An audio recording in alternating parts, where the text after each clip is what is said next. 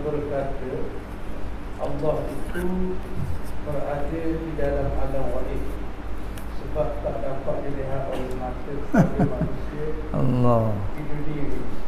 Bagaimana ya perkataan tersebut? Itu dengan perkataan syubhat, perkataan yang ada padanya keliru. Bunyi kata berada di dalam, kata berada di dalam.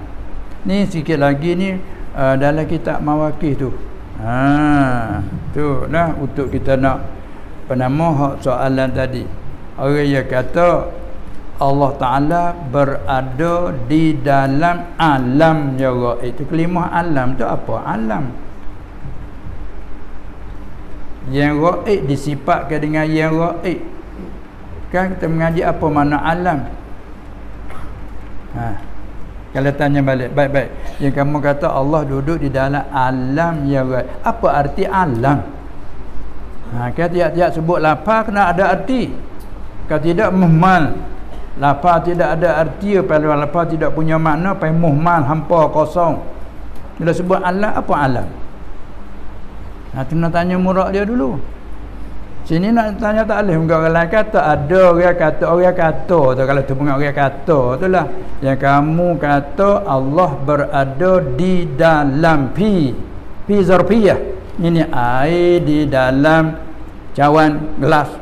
Ini cawan ni penzorah, air panggil mazruf. Kita ni di dalam alam dunia, alam yang nyata.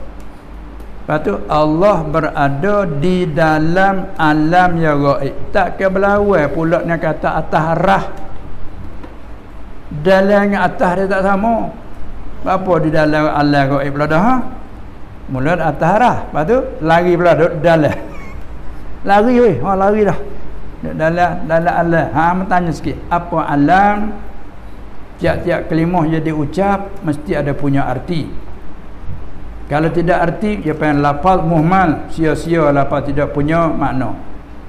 Apa alam? Setahu kita bila sebut alam, setiap yang ada selain pada Allah, itu alam. Maka alam barzakh, itu alam gaib juga. Alam akhirat gaib juga.